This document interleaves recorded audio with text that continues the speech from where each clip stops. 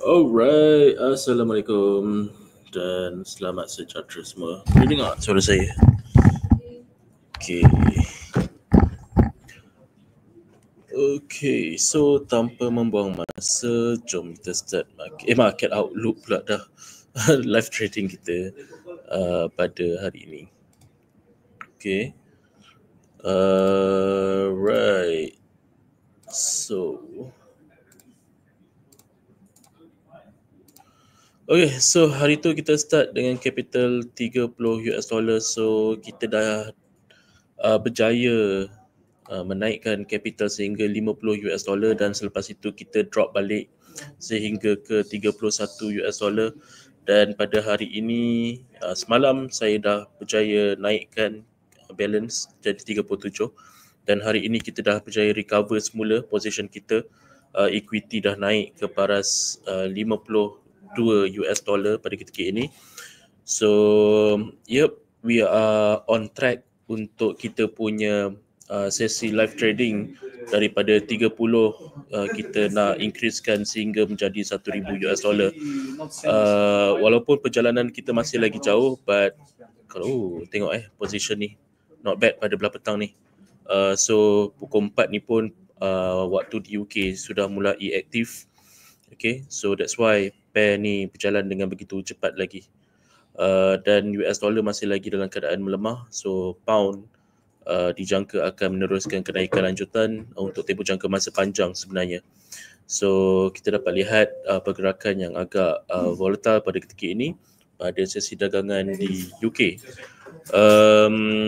Dan sekarang ni kita telah pun berjaya naik sehingga ke 54 US dollar dan sesi live trading ini mungkin akan berjalan untuk tempoh jangka masa yang agak panjang, mungkin 2 hingga 3 bulan sehingga kita capai target kita iaitu daripada 30 jadi 1,000 US dollar. So siapa-siapa yang ikut ataupun yang tak ikut pun at least you boleh belajar on how to trade and then how to manage and recovery back your account even though adanya losses dan sebagainya.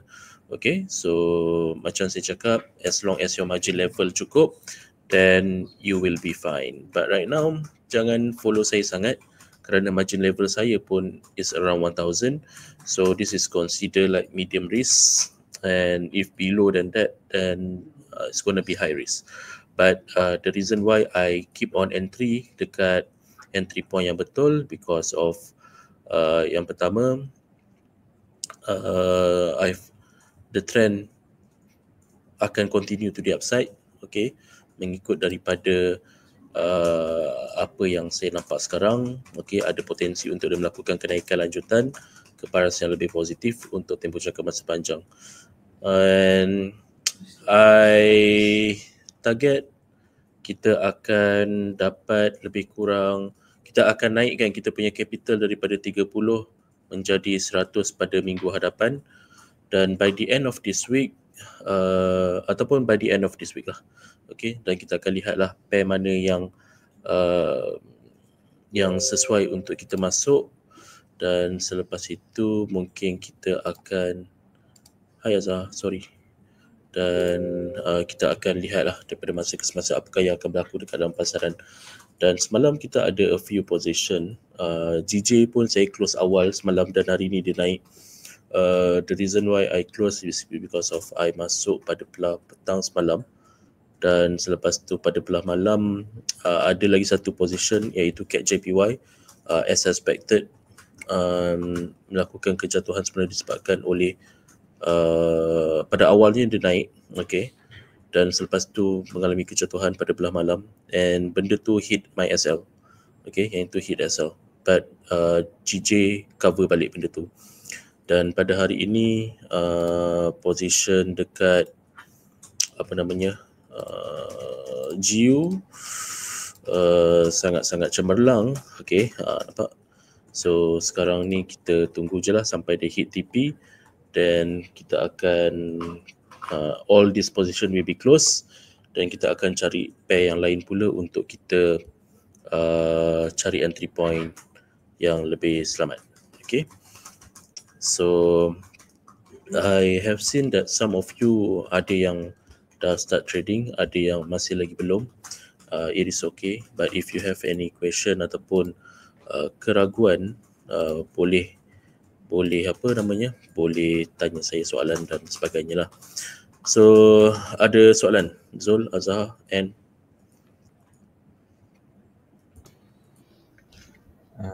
ada satu, boleh kita tengok balik EU. So EU ya. EU, Euro US dollar. Correct. Yang ni question untuk yang dulu, I think a few days ago that we took a buy trade, but then Okay, boleh. Euro USD, I believe dia dah naik. Yep. So last week, so I remember that because we are on bullish because of the sideway bawah sana. Sini. Ya, kita boleh tengok. Jadi boleh tengok H4 mungkin sama. Okay. So kalau kita zoom out sikit. Sekejap I nak delete all this. Boleh. Okay, zoom out. Terlampau ni sangat ni. Ya, tak jelas sangat. Okay, kita balik dari saja. Pakai dari saja. So when we dekat mana sekarang? Okay, I think hari tu daily kita somewhere around here. Okay. Then okay, sebab kita our main direction was bullish. So because we see some pullback, I think around there's some daily area, and then we can see some H4 breakout, bearish.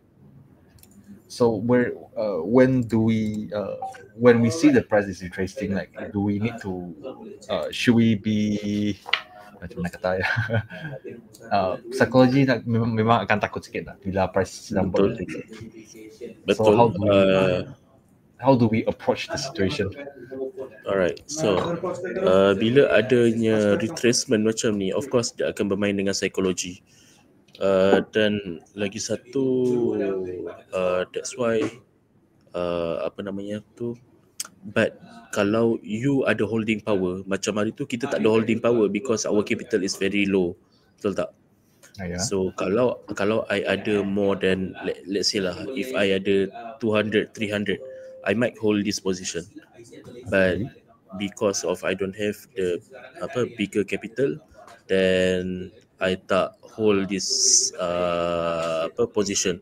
So I don't have any holding power at the time. So that's why I put my stop loss very tight. So kita asyik kena stop loss jadi tu, betul tak? Even though that our direction is correct, which is kita buy, but then because it goes deeper and deeper, so dia buat retracement yang agak deep pada tempoh hari, lepas tu baru dia naik. Kalau nak cakap pasal psikologi, macam saya, because I prefer long term punya view. So bila kita trade based on let's say daily, weekly and monthly punya chart, kita dah tahu dah, okay, based on this closing price, I know tomorrow apa yang akan jadi dekat lower time frame, apa yang dia akan buat. So that's why benda tu tak menjadi masalah untuk saya, dan tak ganggu sangat emosi untuk trading. Faham tak? Okay.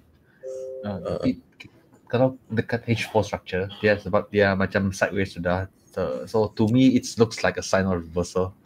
But in this case it's dia nampak macam nampak saja mau reversal. So in this case, like how do I know if it's just like a sideway to go back to our main direction, or it is like it's gonna retrace as bearish? First you tengok dekat mana I tanda ni. Okay. So this whole area is the one that you should apa orang panggil perhatikan.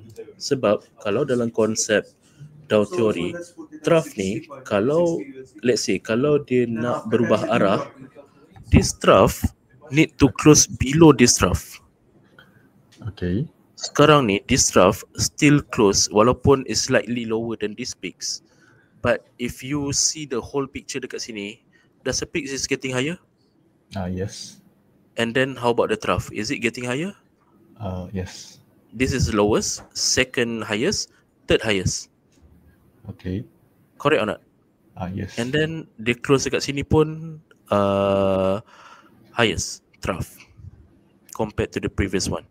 So this is a confirmation that we want to see that the trend on a higher time frame is still in an upward momentum. Okay, faham. So at lower time frame, you will see, of course, kalau you pergi ke lower time frame, there's a lot of noise dan sebagainya, Correct. and it Yeah. will make you confused.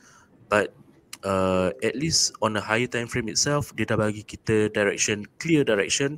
Yang pertama, kalau you tengok kat sini, this is a inverted, this is a bottom reversal lah. Okay. Betul tak? Okay. Faham. And then peaks is getting higher, trough is getting higher. So this is one of a confirmation that the trend is still continue to the upside, and lower time frame will give you a hint untuk entry point dekat mana dan sebagainya. Okay, faham. So macam saya cakap, even though that contohlah dekat sini ada area pullback, tak semestinya dia akan pullback bagi you entry point dan sebagainya.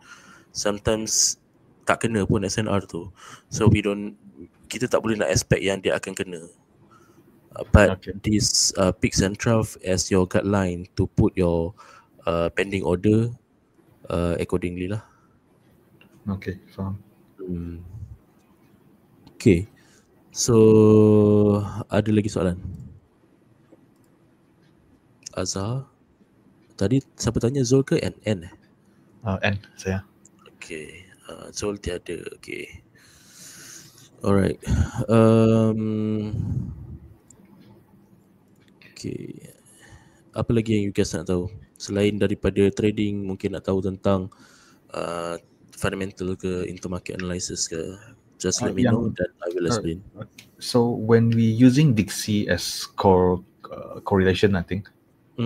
So how does how does it works, and how do we actually use it to help us? Alright, so DXY, boleh nampak kan di screen? Yes. Okay, so Dixie, dekat dalam DXY ni ada apa? Ada 6 basket of currencies. So Dixie is, saya besarkan. Dixie is actually,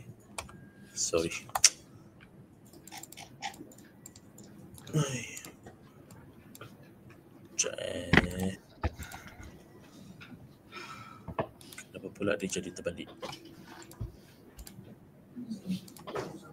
Okay, so Dixie is actually 6 basket of currencies. Yang ada dekat dalam Dixie cuma Euro, JPY, CHF, CAD, GBP, and lagi satu apa? USD. There is no USD.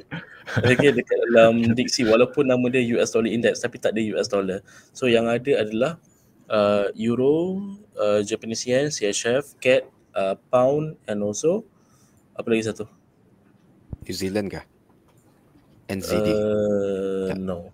Oh. Euro, pound, yen, CHF, SEK, Swedish krona.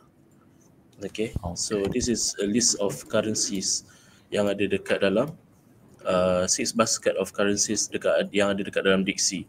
So macam mana kita nak refer Dixie ni? So yang ini of course lah kena versus apa? Yang ini kena versus apa? Dengan semua USD. Faham tak? Okay. So apa yang berlaku adalah instead of you refer one chart to another chart, so you can minimize your time on analysis chart based on one or single index, which is Dixie. So sebagai contoh, kalau Dixie ni dalam keadaan kejatuhan ataupun tengah jatuh sekarang ni, what you should expect? US dollar dalam keadaan weaken. Okay.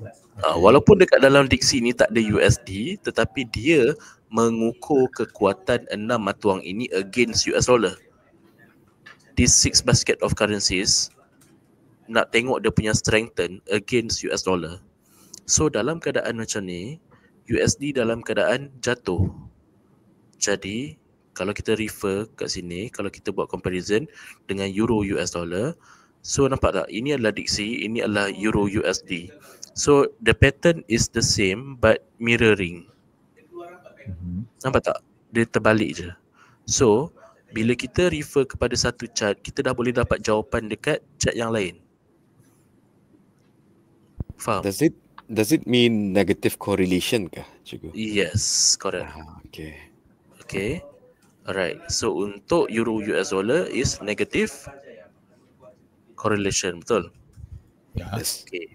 Jom kita tengok yang lain pula. USD JP Y. Apa jadi? Mana pula? Ni. Sama tak pattern? Ya. Sama pattern. Okay. So what should we expect? Ataupun apa yang kita boleh buat instead of kita fikir macam USD JPY ni dalam keadaan buy, macam mana you boleh cakap buy sedangkan diksi tengah weaken kan? So of course US dollar akan weaken.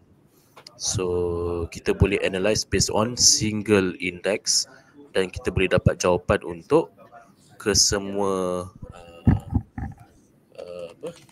pair yang kita trade dengan CHF pula dengan pair yang ada kat dalam ni.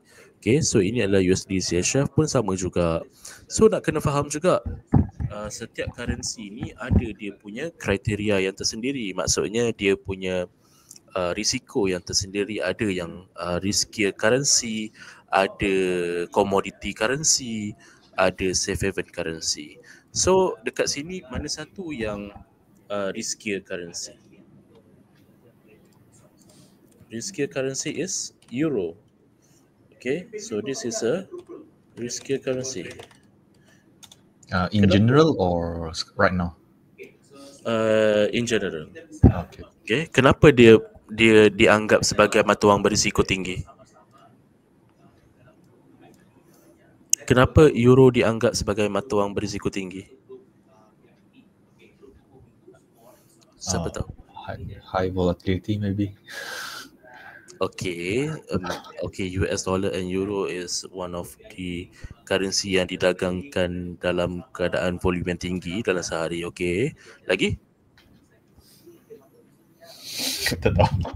Tak tahu. Okay, so mata wang Eropah. Okay, Eropah terdiri daripada berapa negara? Multiple. More than, I think more than 18, tak silap. Okay, so semua negara Eropah guna apa? Euro. Yeah. So single currency. So that's why dia dianggap sebagai mata wang berisiko tinggi kerana seluruh kesatuan Eropah menggunakan single currency iaitu mata wang euro. So if satu negara affected, of course it will affected the whole currency for all the 18 kesatuan Eropah. Okay. Faham tak? Okay. Alright, so tu salah satu sebab. Okay. Now Japanese yen apa? JPY apa? I think it's more stable, more safest. Okay. JPY is safe haven. CHF pun safe haven. USD pun safe haven. Betul tak? Okay, tapi of course I tak adalah dekat dalam ni ada USD. Cumanya I nak tunjuk dekat you this is a safe haven currency. Tetapi kenapa sekarang ni dalam keadaan yang tidak menentu, kenapa USD ni jatuh? Ini yang kita panggil sebagai weightage. Tadi siapa ada tengok saya post tentang weightage? Yes, ada. Okay, ada weightage.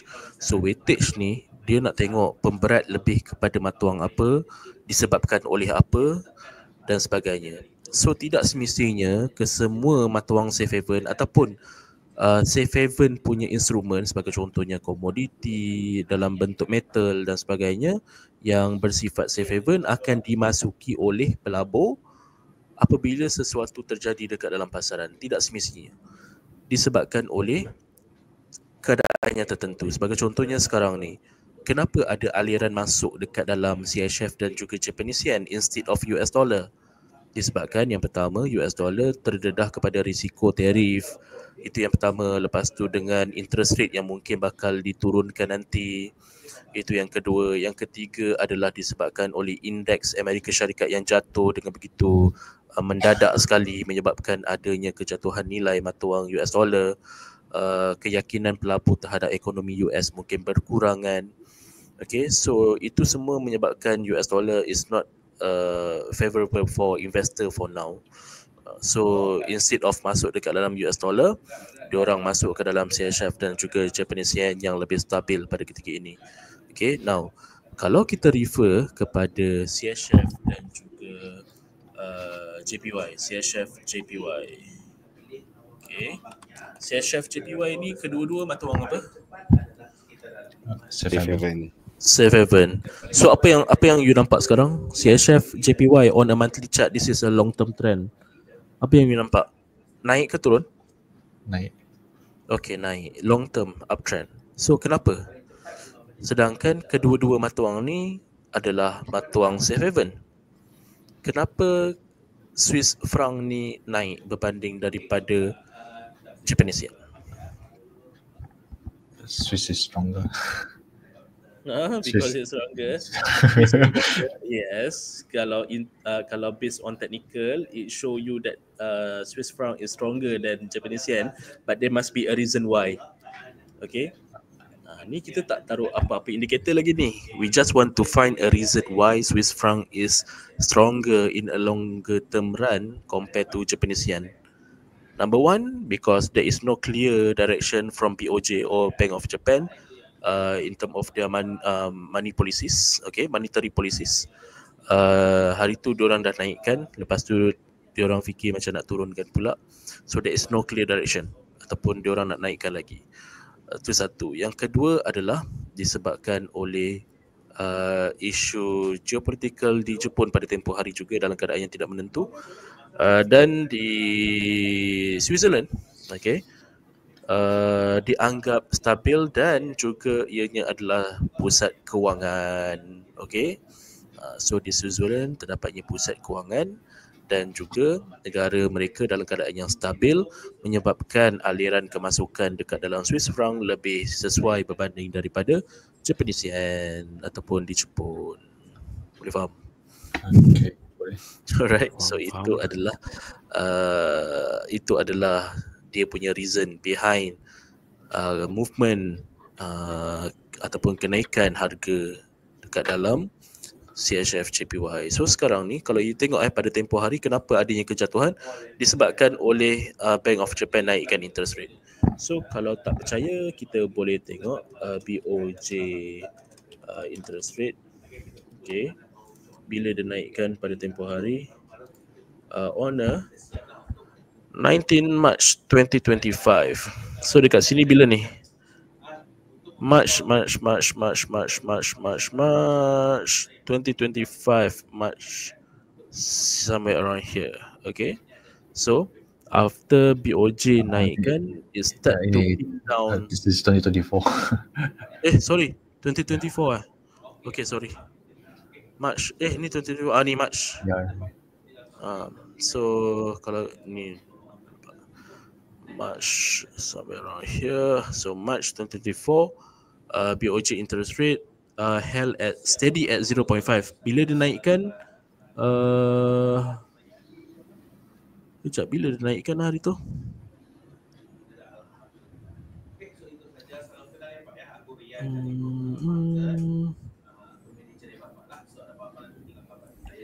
Bila dia naikkan lah? Kejap, Bank Japan.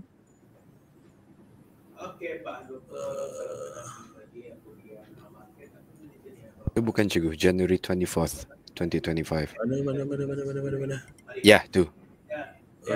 Central bank raise rate from 0.25. Okay. Yeah.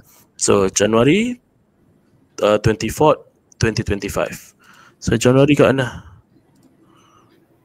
Somewhere around here. Right? So sebelum Bank of Japan increasekan interest rate lagi, dia dah bagi hint yang dia nak jatuh dah.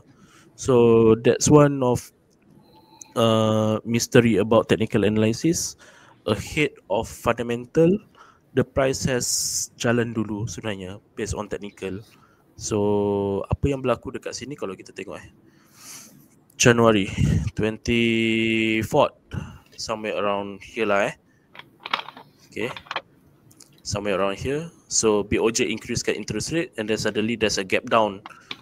Ni on a weekly ni, gap down to the downside, but then it has been supported by strong support and then increase back to the upside lah.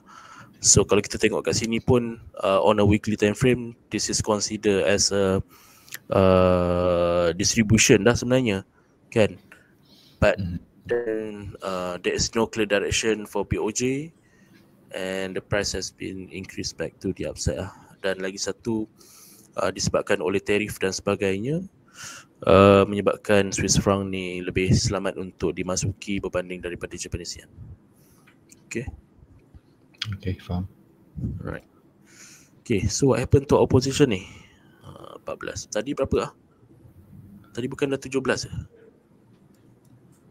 Tak Ya kot. Dia dah jatuh sikit. Suka hati dia lah.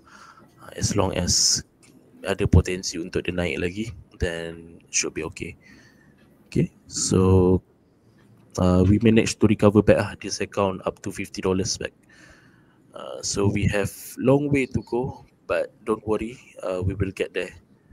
So just continue je lah selagi account ni hidup, up and downs. Okay, we will see what happened to this account. Right. Okay, ada soalan? For news, okay, since ni pun aku baru faham apa interest rate sebenarnya. Tapi is there any suggestion that macam for us, we're not into political or geopolitical punya situation kan? So is there a place for us to macam get information or understand what's going on with the situation current global lah, that we can reflect towards our trades? Yeah, macam a source yang boleh kami belajar ke? Okay, resource baca je tentang news apa yang ada dekat CNBC, CNN, BBC, investing.com, apa lagi, Trading Economics tu bagus untuk you guys baca, and then FX Trade dan lain-lain lagi. So benda ni semua sebenarnya membantu untuk kita memahami setiap pergerakan berdasarkan sesuatu yang terjadi dekat dalam pasaran. Dan tak semestinya apabila sesuatu yang terjadi dekat pasaran tu akan menyebabkan pair yang you rasa macam sebelum ni, setiap kali akan benda yang tak bagus berlaku dekat dalam pasaran, pair ni akan naik. Tak semestinya. Sebab dia nak kena tengok weightage dan sebagainya, pemberat. So benda-benda tu semua it take times lah untuk kita memahami. Tetapi bila you dah faham ataupun you macam bila you tengok chart sambil you tengok news, you fahamkan kenapa adanya movement, then you akan, macam mana nak cakap, you akan lebih memahami tentang benda tu, dan juga you akan rasa macam disebabkan oleh sekian benda ni bergerak, sekian yang ini affected. Okay, so financial instruments ni dia satu benda yang bergerak akan menyebabkan benda lain bergerak. Sebagai contohnya sekarang ni, indeks dalam keadaan jatuh disebabkan oleh pelabur takut lah. disebabkan oleh tarif dan sebagainya. Tetapi mana duit tu pergi? Duit tu sebenarnya circulated je dekat dalam financial instruments. Mungkin pergi dekat bond, mungkin pergi dekat instrumen yang lebih selamat, sebagai contohnya cash, reserve dan sebagainya. So duit tu tak adalah hilang, cumanya orang-orang yang macam kita as a retail trader, for example lah, orang tu trend dalam keadaan buy, orang tu pergi sell. Okay, so duit dia tu is liquidate untuk orang yang in the direction of the trend yang betul. Faham tak? So duit tu tak hilang, dia cumanya circulated in the financial instruments and then goes to someone yang make money. Okay, so that's why we as a ikan bilis ni tak boleh lawan dengan the big boys. So but we must follow their trail lah. So same goes to any instruments dekat dalam FX ke, dekat dalam stocks market ke, semua sama je. Because we have limited resources compared to the big boys ataupun to the institutions. So bila kita baca news dekat dalam CNN, CNBC apa semua tu, benda tu sebenarnya dah expired. Maksudnya kita panggil dia sebagai public information. So bila ada public information ni yang kita boleh access, benda tu sebenarnya dah tak boleh diguna pakai pun sebenarnya. Cumanya it is good for you to read and understand what happened to the market. Okay, but untuk you gunakan that news untuk you trade to make money, it is a big no lah. Because kita as a retail trader, we have limited resources in terms of information compared to institutions. So that's why they always win in the market compared to retail traders. Okay. Okay. Because we've been influenced by other traders kan yang mau check Forex Factory, trade on news. So macam it's something that I want to avoid lah, to understand the movement of the market as well. Yeah. It's been years exposing myself just to follow the wave with other traders kan. So at least understanding the news, fundamental supply and demand from you as well, gain more experience and knowledge. Okay. Yeah. Dan lagi satu, kenapa I trade berdasarkan price action? Yang pertama, because of dekat dalam technical analisa pun, benda yang pertama you belajar adalah konsep Dow Theory. You selalu dengarkan I cakap tentang Dow Theory.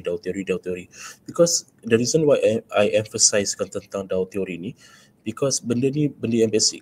Okay, dan dia ajar kita as a trader ni, as a chartist, kita nak identify trend.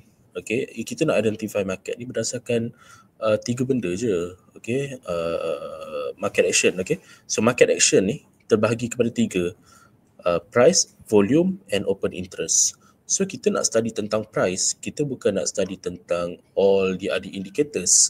So if you are unable to study tentang price ataupun you tak dapat nak identify trend kan, so it is hard for you as a trader to understand ataupun untuk you identify trend in a longer term run ataupun depends lah, whatever time frame, but you are unable to identify trend, that is going to be hard for you to make money.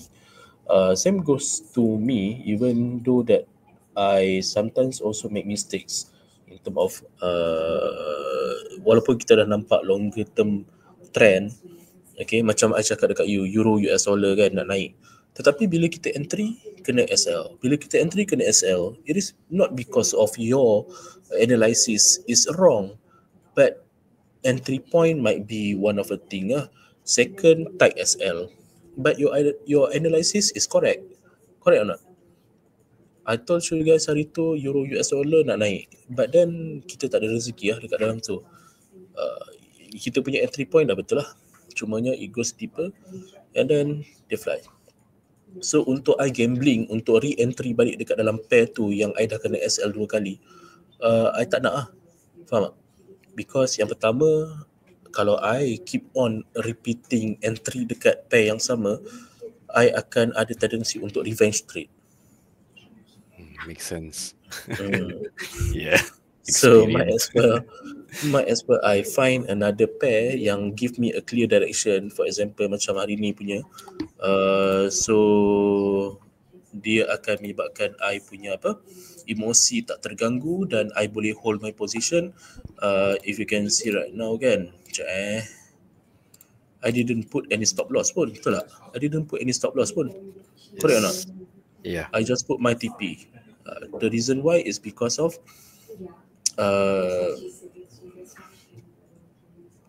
I know what I'm doing lah. Itu satu, but you don't have to follow me. Okay. Second is because of apa orang panggil, I tak nak kena stop loss lagi because of the fluctuation dekat dalam CFD is quite wild compared to stocks market.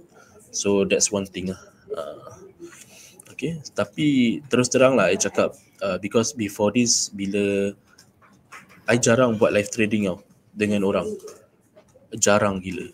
I jarang gila, dan because yang pertama,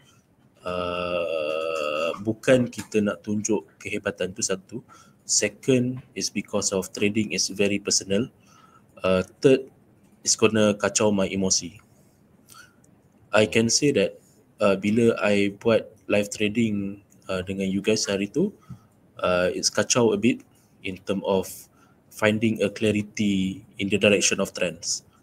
But after a while, I macam okay, sabar kejap, and then I regain back my emotion dalam trading lah.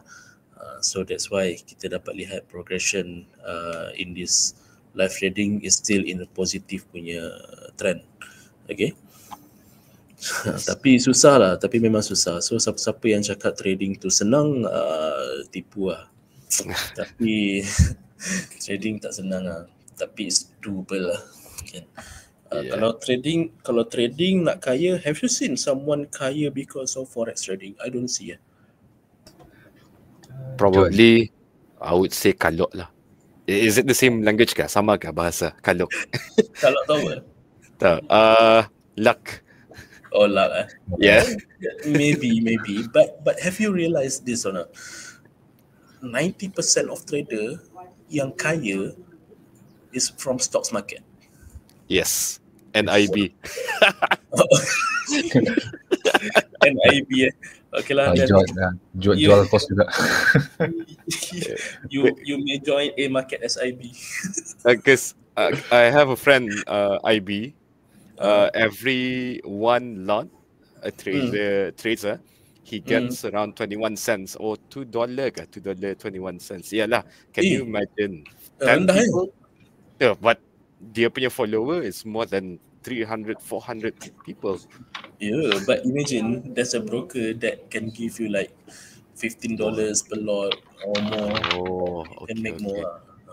But $2, broker mana tu yang kedekut sangat tu? Dah tahu ke? Which broker? I don't want to say lah, but but we all know lah. Oh yeah. Yeah, we all know that broker. Yeah. Yalah, aduh. Okay. That I know lah. Stock traders and majority are IB lah. Yeah, so far I know. Because if you ask me, there's a lot of stocks stocks traders are much more kaya than FX. Yang pertama, yang stocks trader yang kaya ni because bukan diorang as a trader, diorang as a investors. And then of course the capital is not rendah pun kan. Yeah. And then the selective of stocks pun is very important because they can get dividend, dan dividend tu yang akan compound tu. Faham tak? So that's why macam Warren Buffett apa semua tu, they all get rich by dividend and everything, and buying back stocks at lower price. Do you think dia saja jual ke hari tu? Dia beli stocks, he buy back at lower price lah. Yeah, that's the game lah. Because I noticed, I was talking to my friend semalam kan, dia ni baru jadi cikgu sekolah rendah, menengah. Jadinya he was talking to his colleagues. Rupa-rupanya ramai teachers in Brunei are stock traders, not traders, sorry, investors. Mm-hmm. Yeah, so they use the broker, interactive brokers. Have you heard Yeah. interactive brokers? Yeah, most teachers use that broker. So I'm not quite Mm-hmm. sure if it's trusted or not, but it's yalah banyak cikgu dah pakai lah di sini in Brunei. Hmm. Alright, cool. Apa nak cakap? I pun dah lupa nak cakap apa dah. Okay. Alright, so ada pair apa-apa yang you nak tengok ke? And Azhar? As of now, I hold GJ saja. Just when. GJ. Oh, GJ pun semalam naik kan? Yeah. Pagi, hari ni naik kan? But based of my own analysis lah, because I think can go higher because it's from weekly and monthly as well. Yeah. So I close I tutup setengah sekarang after reach the there's one resistance lah. So right now I just put I close half and then just put the BE and then just let it do. Oh yeah. But ni dia tengah retrace sikit. Yeah. So yang retrace tu memang saya half position saja. Dia sudah setengah. But I think it can go higher lah. Yeah, I think can go higher. But then like sebab yang level yang dia retrace sampai mana itu, this is one of the problem I'm having. Like cannot predict. Understood. But as I said lah, that's why I ignore looking at apa orang panggil candlestick. I refer on closing price. Okay. So to minimize error, to minimize apa orang panggil psikologi punya kacau, because kalau kita guna mana I tak share. Okay, jap. Kalau kita guna candlestick, kalau kita guna candlestick, then it's gonna be kacau lah for you, because kalau you tengok kat sini ada apa? Ada doji kan sekarang. Lepas tu dia naik, dia turun macam ni, lepas tu dia tinggalkan wick. Tapi lepas tu dia closing dekat mana? Contohlah dia closing above the previous peak kat sini. The trend is still uptrend. So that's why I don't rely on candlestick. I just rely on closing price based on line chart. Dekat sini dia dah bagi tahu dah. 4 hours ago dia dah closing above the previous peaks. So there's a lot of tendency that the lower time frame on H1 and so on akan trying to push this price up. Betul tak? And just hold je lah the position. Even on the daily time frame pun the trough is getting higher, but you should be careful somewhere around here lah. Yeah, itu Daily time frame, because it will retest the resistance level kan. So we have to be careful and see what is the reaction of the market at the resistance level. So itu je. Yang ini pun dia macam nak game kan. Sebab cikgu lah I use line chart. Yeah. Then it's more clearer to see the movement of the market kan. Yes. How about EJ? Cikgu. Euro JPY ke apa? Euro JPY, yeah. Okay, kejap ni Euro JPY nampak tak ni? Conflicting. What do you mean? Around monthly trough closing lower, peak closing lower, but currently it looks like testing the resistance. Yes. So if you go one time frame lower on a weekly time frame, then you will see that the price is on the support level on a weekly time frame, right? Yeah. Then if we go lower, actually it wanted to go down actually. Yeah. I believe it wanted to go down at least sampai sini. If on daily time frame. Because on monthly ni dia dah sampai this resistance level. Tadi I dah taruh dah sini. I nak tengok apa reaction dia. Nampak tak ni? This line dekat resistance. Sekejap, kalau I tengok dia sentuh kan. And then I pergi 2 time frame lower. For example on daily. Daily dia dah buat double top kat atas tu. On a week H4 dia dah buat apa? PIX is getting lower, traffic is getting lower.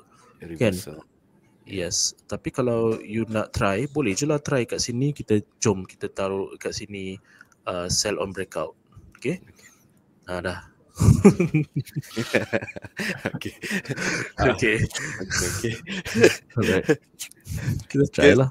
I notice I prefer to pending order buy limit or sell limit due to after you break out, pull back. Yeah. Correct. So dekat sini kalau I buat macam ni, ada tendency tak untuk dia touch lepas tu dia naik balik, and then kacau tak psikologi? Ngam.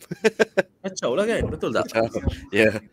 So but kalau you nak belajar tentang apa trading psychology, this is good lah, because yang pertama you ada apa orang panggil holding power.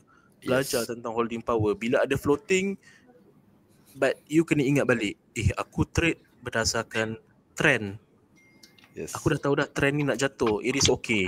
Maybe dia pull back somewhere around here and then it will goes down back again.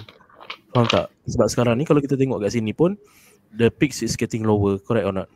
Yes. And then this trough also has closed below the previous trough, and then peaks, even though that it closed above, slightly above the previous peaks, peaks close above the previous trough, but then trough is getting lower, and then this trough is getting lower. Yes. Correct or not? Yeah. So just hold your position and we'll see what happened to the market. Okay. Alright. Confidence. Yeah. Confident. Yeah. Okay. Alright guys. So apa kata kita sambung besok nak? Boleh? Boleh. Boleh. Alright. Cool. Okay, so kita akan tengoklah apa yang akan jadi dekat account kita. So currently our equities is around $50 lah. So we'll see lah tomorrow what happened to the account. But I do believe it will grow lah. Yes. Alright. Thank you guys for joining this session. Thank you and for sharing. see you again tomorrow. Bye bye. Assalamualaikum. See you. Bye.